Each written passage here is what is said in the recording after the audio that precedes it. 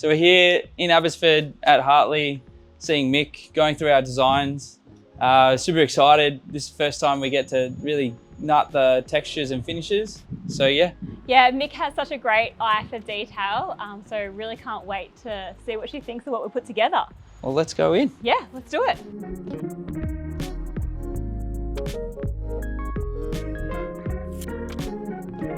So Mick, thanks for having us. This is exciting. We get to go through our plans and Super choose exciting. pretty pictures Yes. and pretty colours. This is where Bryn likes things as well. This is the fun part. Exactly. Yeah. Yes. Plans are a bit boring, but when you bring some colour to them, they're a bit more fun. But I guess this is our... I guess you've just brought this to our attention, but the second story is a bit tight Yes. in terms of width of bed. I'm thinking about the layout. Yeah, so Yeah. bed sides, the door openings, and then the joinery. And the Yes. width of the whole floor is based off that. Yep. So Generally, the whole entire structure is too narrow for good flow around the actual bed and to be able to walk into the walk-in robe on both sides of the bed if you're wanting to create a sense of symmetry with the bed head. right. So the whole thing needs to be wider. Otherwise, it's going to be really squashy and awkward. Yeah. So our door openings aren't big enough. Correct. Joinery gets too small. Yes. It will look pokey and squishy Yeah. in quite an elongated space, which will be very, very awkward.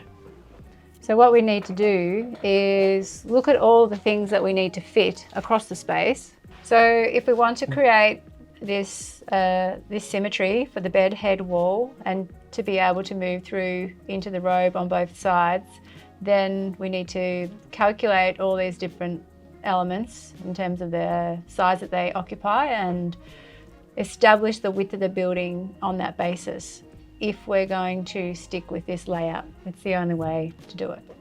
So we know we need 600 minimum, preferably 900, but if you want to use standard doors, that would be different.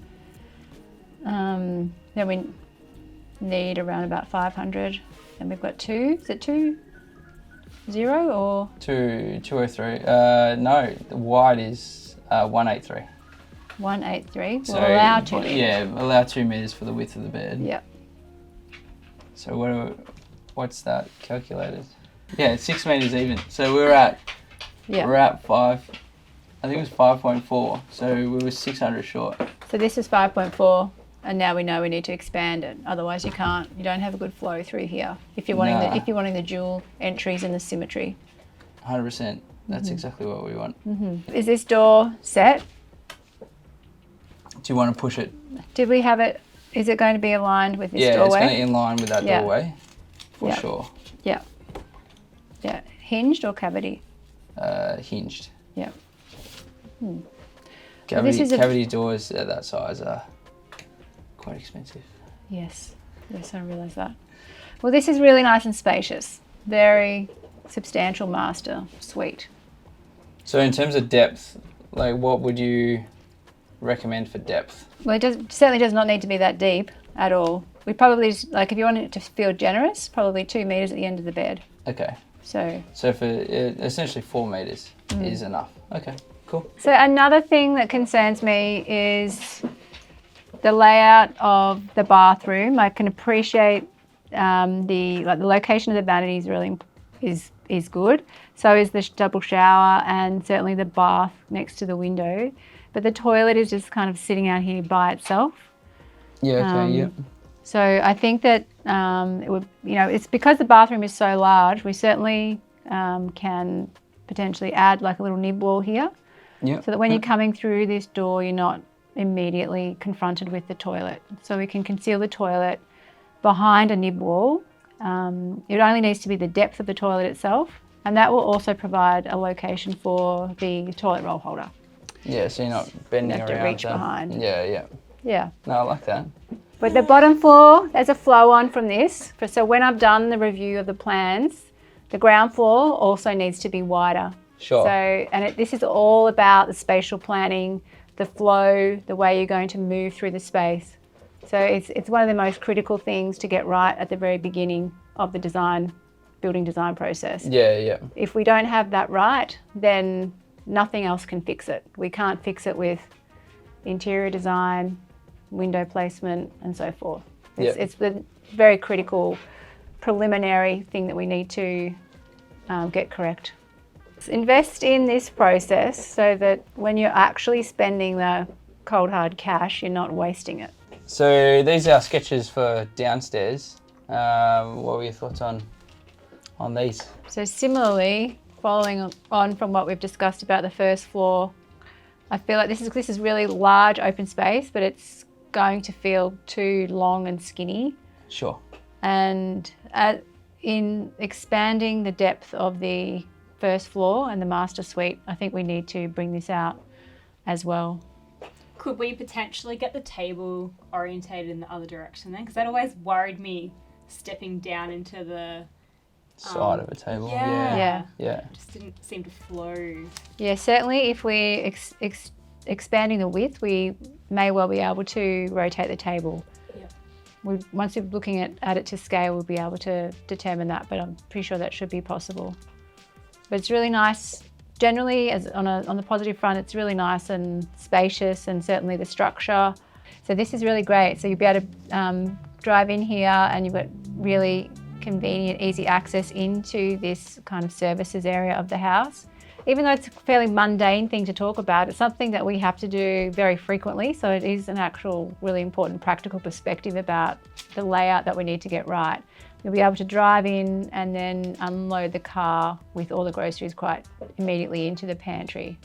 So that's something that we always look at as well from a spatial planning perspective. So it's a very convenient structure that you've got going on here.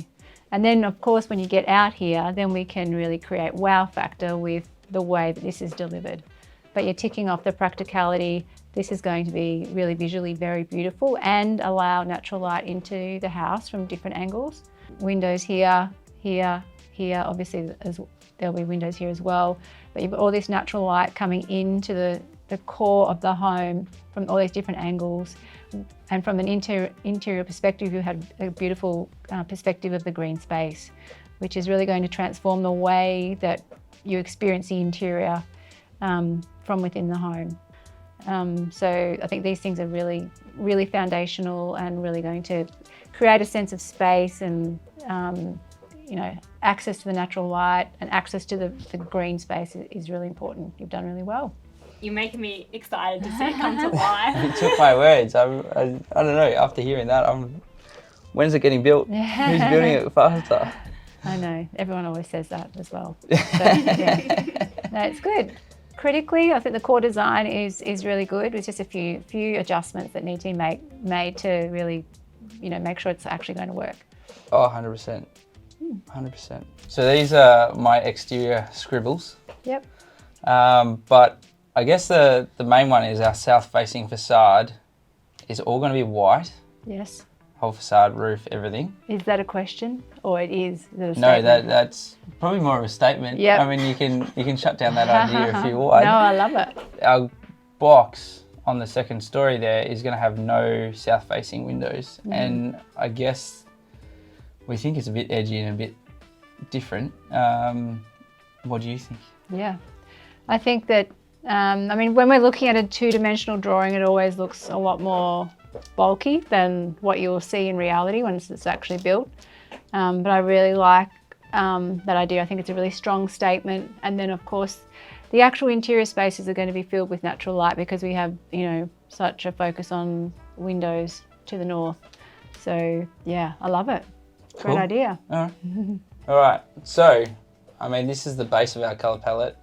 We've worked with Mick before, so we sort of roughly know what she likes and doesn't like. So we've pulled in a tile that we've used before. So this will be the majority of our bathrooms will use this. 3 flooring choices throughout. We've got carpet, tile, and timber. Yep. So timber is in the front, in the old section of the house. Yep. New section of the house is the tile. Yes. Bathroom style, obviously. We want to try and bring in some Venetian. So this is a little sample we've got of Venetian. These are some of our marketplace finds here. So picked up some eco outdoor bricks off marketplace. That's my handmade brick. This is Garon. This is a natural stone. Yeah, so that one's a stone brick. Yep. And we've already chosen our Broadware because it was super cheap. Yeah, and it's beautiful. That's beautiful. Yeah. Snap. Yeah, I really love this. That was such a good find. So yeah, what we want to pop some colour in, I guess. Yeah, great. So at the moment we're quite bland. Yes. Fairly neutral, but I feel like if we're gonna bring the kind of like the Broadware colour that we've chosen in, we were thinking about some dark cabinetry. Yeah, I like that idea. Yeah. We're a little bit worried because it's kind of like not many people are doing it. A lot of people are going for that like lighter oaky kind of colour. Great. Your sample. My sample. I think this is really cool. It's very distinguished, kind of elevates everything. Yeah, and I love the texture in it too. Yeah. But yeah, I worry that it might make things feel like too close, too small. What do you think? Or do you think it should be fine with, because it's quite a large space? That's exactly what I was about to say. Because the space is so large, I don't think there's no risk of that occurring. If it was a tiny little house and it was pokey, then yes, that would be potentially something you'd need to consider. But no, I think because and particularly the open space, it's so vast, this is not going to have that effect. It looks awesome already. Yeah. Just It's exciting to do something quite different, and certainly the pale oak colour is a lot more casual than this. This is really quite elegant and distinguished, and I think it also requires a little bit of courage to go in this direction, which I think is going to pay off with the whole design when it all comes together. Yeah, we're hoping for a bit more of a sophisticated feel, but also still keeping it quite warm. Yeah. So hopefully. It's beautiful. Yeah. Exciting. So I think the next thing we were going to look at was tiles. So the backsplash in the kitchen. This needs to be a real statement. We can take it from the benchtop all the way to the ceiling. So our choice here is really, really critical. Because the ceiling height's really tall, so it's going to be quite substantial. That's going to be wild. Yeah. That's going to be a real statement in itself. Yep. Let's look at some options. Great. So this is a beautiful green. I think this really works very well. It is a gorgeous colour, isn't it? It does work really well. But the only trouble is we did green on the last project. Yeah, and you know, it's quite, a lot of people have used this type of colour. You see the green mosaics everywhere. You do. It has been a popular choice the last couple of years, so it would be nice to kind of test something a little bit different. Yeah. For good reason, because it has worked well.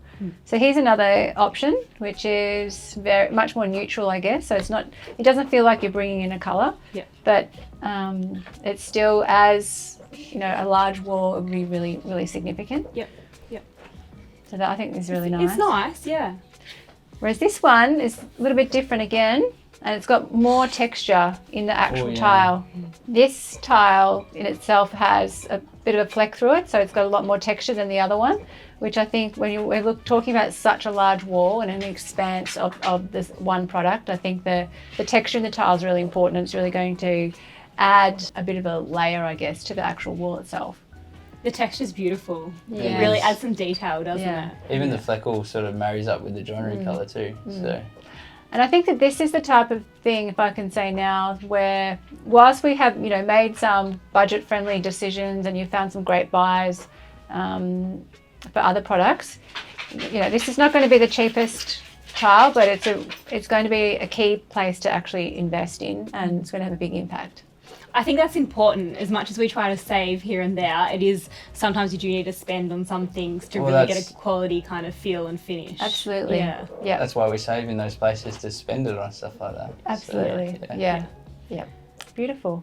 So obviously a part of the palette, we also need to consider the actual the bench tops and any natural stone that we might be using. We can't choose one thing in isolation. We need to really look at it all together. So perhaps now we'll look at the stone. What's your opinion or perspective on the benchtop surfaces? Because as you know, there's multiple different products that we can use on the benchtops.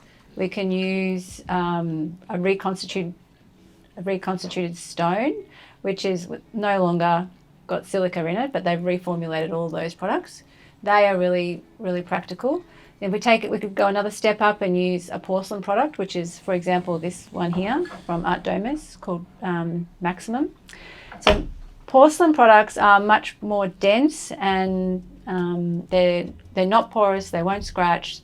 You can put hot pots directly onto the porcelain surfaces without fear of damaging the surface. So they're super practical. But then of course there's natural stone, which is so beautiful. So natural stone, obviously, they're clearly going to give you the most beautiful outcome, but they come with the issues of being porous. They're more susceptible to scratching and staining. So I have to say that I am guilty of getting my glass of red out and spilling some on our natural stone, and it has stained. We're able to get most of it out, but not all of it. So I do think it is important to really make sure that on the surfaces where we're going to be doing, the dishes and all that kind of stuff, that we do use something that more hardy. Something like this. Yeah. But I would love to be able to integrate some natural stone in there too, to really, give it that lift and make it look a little bit more. That is a stunning stone. I mean, something like that on the island would be amazing. Maybe some vanities. As well. Okay. Well, I love the way that these two work together, and there's no reason why we cannot, for example, use this on the island bench as a feature detail, and then we can use this more practical material on the perimeter working benches. Yeah, I think that's a great idea. I think that's a good combination. Yeah, I think it'll work really well, and these two complement each other really nicely. They do, and if I can see, there's actually a slight brown fleckle almost through there, or like some browny tones that also bring in the cabinetry and the other brown undertones that we're using. Yeah, you're absolutely right. It's a really nice. It's not too solid. If this was a solid charcoal or a solid black, it would be quite different. But because it's got that little bit of movement and warmth through it, it really does work well with the rest of the palette that we've established so far.